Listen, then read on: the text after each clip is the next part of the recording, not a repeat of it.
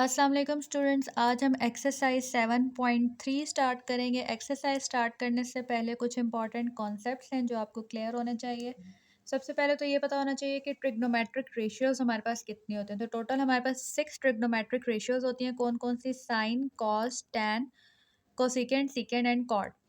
अब ये हमारे पास मेन जो रेशियोज़ हैं वो ये हैं, साइन, कॉस और टैन। और ये वाली जो है ये इनके रेसिप्रोकल है, मतलब साइन का रेसिप्रोकल कोसेकेंट, कॉस का रेसिप्रोकल सीकेंट और टैन का रेसिप्रोकल होता है कॉट।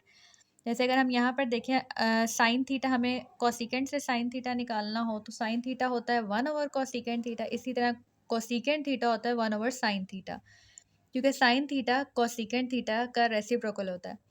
इसी तरह कॉस में देखें तो कॉस थीटा बराबर होता है 1 ओवर सीकेंट थीटा के, और इसी तरह सीकेंट थीटा बराबर होता है 1 ओवर कॉस थीटा के।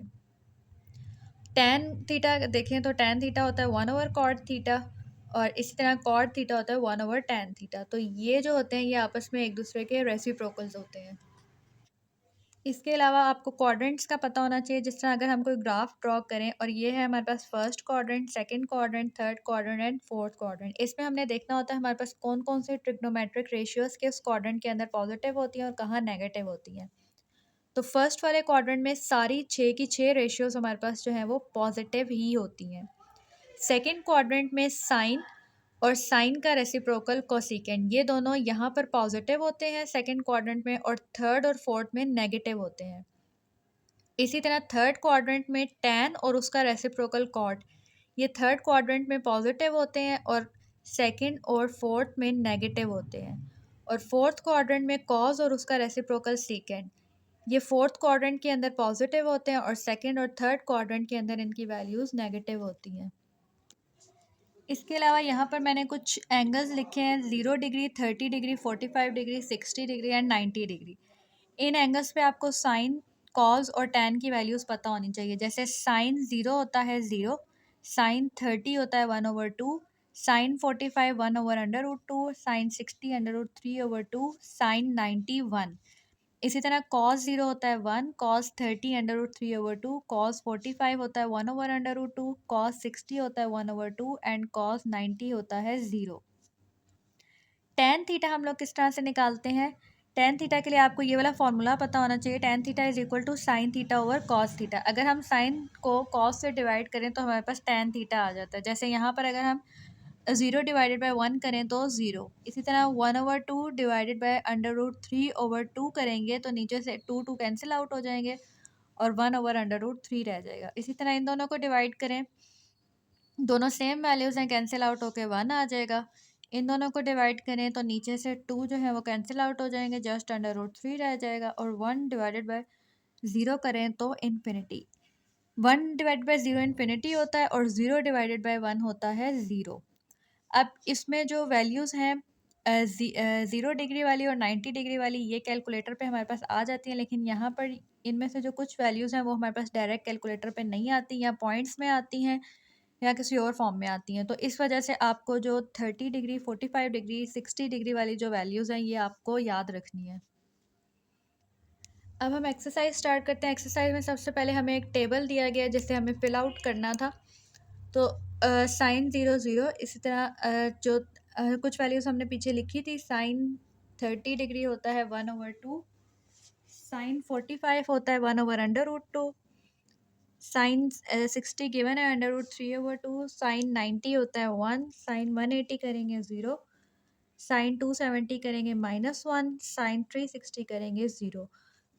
तो ये बाकी तमाम वैल्यूज़ हमारे पास कैलकुलेटर के ऊपर हम लोग कैलकुलेट कर सकते हैं, लेकिन ये जो बीच वाली वैल्यूज़ हैं 30, 45 और 60 वाली जो वैल्यूज़ हैं ये हमें याद रखनी पड़ती हैं। तो इसको आपने अगर साइन और कॉस के लिए याद कर लेते हैं तो टेन की हम लोग सिंपल साइन ओवर कॉस करेंगे तो हमारे पास टेन की वैल्यूज़ आ जाती हैं।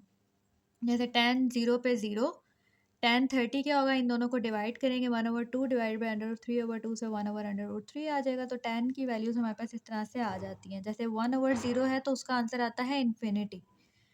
इसी तरह यहाँ पर है बेशक -1/0 है, इसका आंसर भी इन्फिनिटी होता है। अब ये जो कोसेकेंट, सीकेंट और कॉट है इनकी वैल्यूज़ हमने किस तरह से निकालनी है? जैसे कोसेकेंट है तो ये रेसिप्रोकल होता है किसका? साइन का। तो साइन वाली वैल्यू को हम लोगों ने क्या करता है, उसका रेसिप्रोकल कर लेना है। जैसे ये 0 था तो 1/0 होता है इन्फिनिटी। इसी तरह 1/2 का रेसिप्रोकल 2, 1/√2 का रेसिप्रोकल √2, √3/2 का रेसिप्रोकल 2/√3, 1 का 1 ही होता है, 0 जो है 1/0 करें तो इन्फिनिटी, -1 का रेसिप्रोकल -1 ही होता है और 1/0 इन्फिनिटी। तो कोसेकेंट जो है उसके लिए हमने साइन वाली वैल्यूज़ को रेसिप्रोकल कर देना है, सीकेंट के लिए कॉस वाली वैल्यूज़ को इन्वर्स कर देना है, कॉट के लिए टैन वाली वैल्यूज़ को इन्वर्स कर देना है। और इसके लिए आपको ये पता होना चाहिए कि अगर 1/∞ आ रहा है तो वो 0 के बराबर होता है और अगर 1/0 आ रहा है तो वो इन्फिनिटी के बराबर होता है। इस तरह से हमने ये टेबल कंप्लीट कर लेना है। क्वेश्चन नंबर 2 में हमें इसे सिंप्लीफाई करना है। जिस तरह हमने जो एंगल्स हैं वो हमने उसके लिए टेबल फिल कर लिए, उन्हीं वैल्यूज़ को हमने यूज़ करना है, यहाँ पर पुट करना है और इसको सिंप्लीफाई कर लेना है।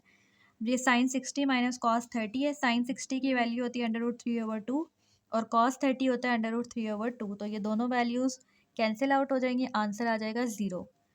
Then secant 45 cosecant 45 minus sine 30 cos 60। अब सीकेंड जो है वो कॉस का रेसिप्रोकल होता है, तो कॉस 45 देखेंगे, कॉस 45 होता है 1/√2, तो सीकेंड 45 आ जाएगा √2। इसी तरह कोसिकेंड 45 कोसिकेंड साइन का रेसिप्रोकल होता है, साइन 45 भी 1/√2 होता है, तो उसका रेसिप्रोकल होगा √2। साइन 30 होता है 1/2, कॉस 60 होता है 1/2।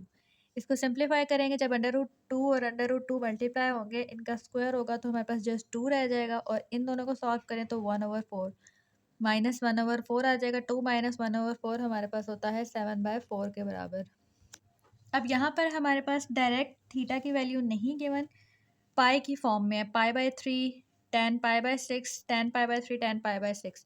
तो ये आपने याद रखना है कि जहाँ पर भी पाई आएगा, पाई को आपने लेना है 180 के बराबर, पाई की वैल्यू 180 पुट करनी है। तो पाई की जगह इधर पुट कर देंगे 180, tan 180/3 माइनस tan 180/6, नीचे भी 1 प्लस tan 180/3 tan 180/6। तो 180/3 जो है वो 60 होता है, 180/6 जो है वो 30 होता है। इसको हम इस तरह से सिंप्लीफाई कर लेंगे। अब इनकी वैल्यूज़ हमने पुट करनी है। tan 60 क्या होता है √3, tan 30 होता है 1/√3। इन दोनों को हमने माइनस करना है और नीचे क्या है 1 प्लस tan 60 होता है √3, tan 30 होता है 1/√3। नीचे इनको मल्टीप्लाई करना है, ऊपर माइनस हो रहे थे।